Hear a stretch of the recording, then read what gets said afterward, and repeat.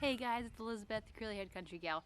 Now I've made a few shorts this year talking about beekeeping and some of the new hives that I have, but I can't believe that it's almost July and I have yet to make a full-length beekeeping video here in my 4th year of beekeeping, so here it is. Now by this point there's so much information that I'm actually going to divide this up into 3 different parts. In this video I'm going to talk to you about how I did splits. Let's do this thing.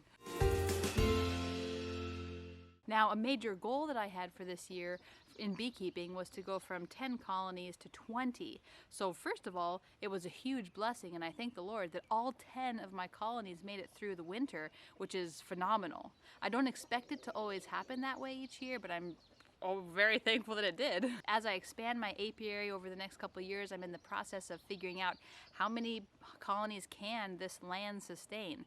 And in something I read, it sounds like a pretty sustainable number for any given property, depending on where you are, is about 50 colonies. So we'll see. So there's a few different ways to do splits, and this year I opted to try and keep it pretty simple, and so I only did walkaway splits. Apparently, kind of by definition, if you're doing a walkaway split, you get into your hive, you don't necessarily find the queen, but you grab some young eggs, you grab some resources, you grab some young bees, some nurse bees, and you just up and move them. If you have the queen, great. If you don't, then that's no big deal.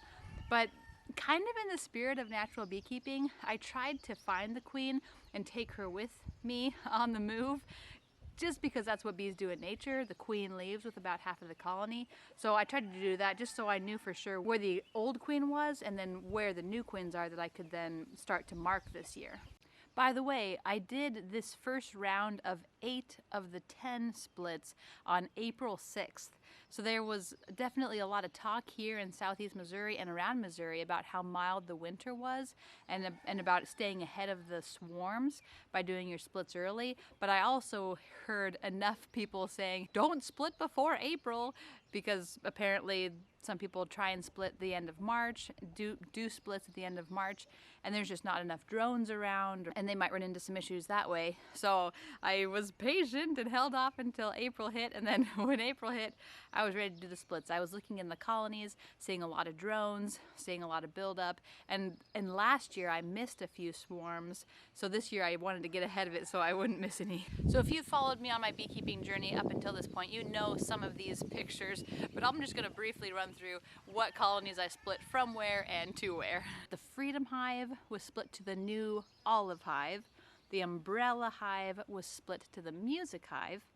The Butterfly Hive was split to the Coffee Hive. The Splatter Hive was split to the Flower Hive. The Truck Hive was split to the Galaxy Hive.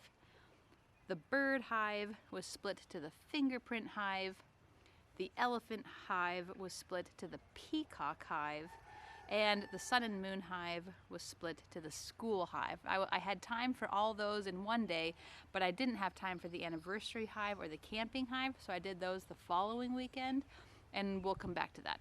Now, one thing that I saw in one of the hives, which made me glad that I was doing splits, was when I was looking in the Freedom Hive, I did see mites on some of the bees. And so if you haven't heard, part of the reason that it's advantageous to do splits on top of multiplying your apiary is to give a brood break, so that there's a chance for there to be no brood in the hive for a couple weeks while they requeen. About a month actually, a couple weeks for the queen to emerge and then to go on her mating flights and then come back and start laying.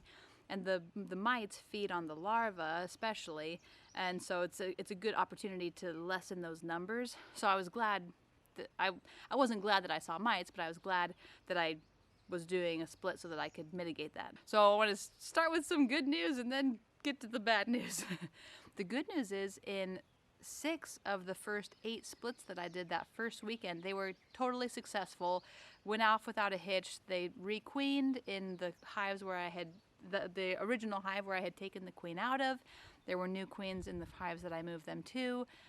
Such a blessing. Now, unfortunately, with the Bird Hive and the Elephant Hive, when I got into those, they had a lot of resources, they had a lot of honey, and I don't know what I was thinking, but I thought, oh, okay, great, well, I'll take some resources, I'll take some honey with the bees to the new hive.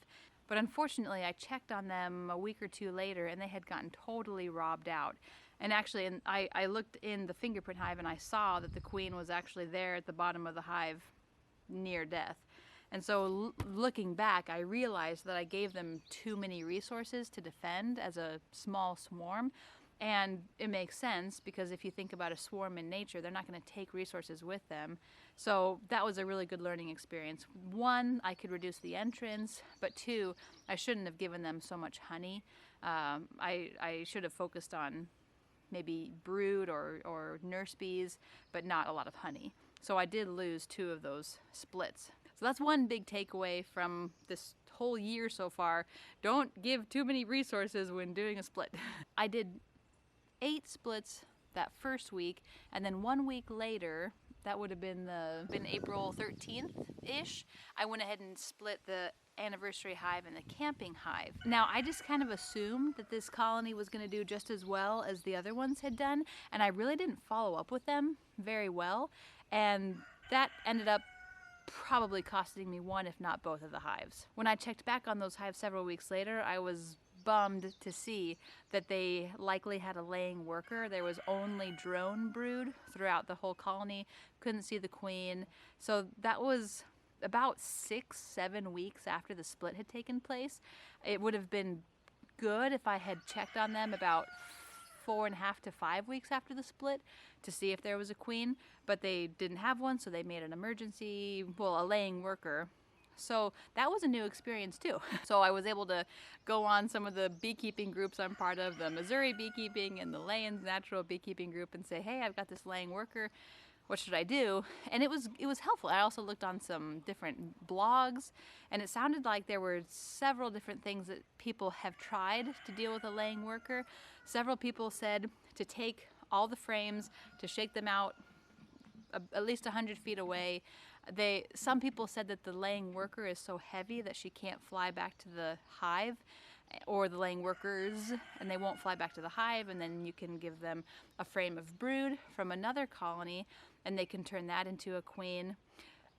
On the flip side, some people said, no, the laying worker can fly just fine, so she's just going to fly back to the hive, and you're still going to be up a creek. A second suggestion that people had was simply to take a frame of brood from a different colony and put it into that colony, and when they see the young larva, they can make a new queen and then go from there.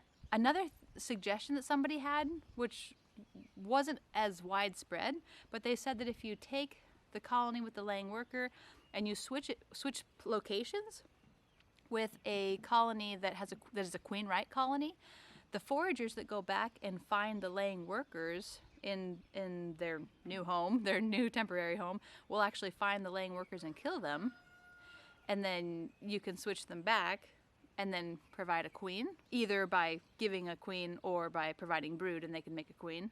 But to my surprise, one of the most dominant pieces of advice that I kept finding was, if you have a laying worker, sorry, but it's just not worth it to try and save it.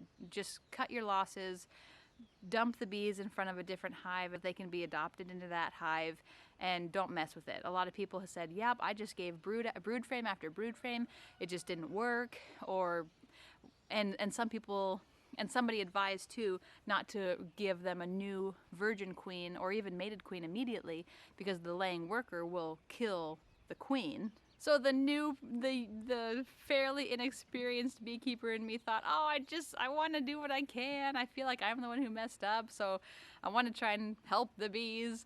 And as the weeks have drawn on, I'm more and more open to just next time just cutting my losses and not trying to deal with it.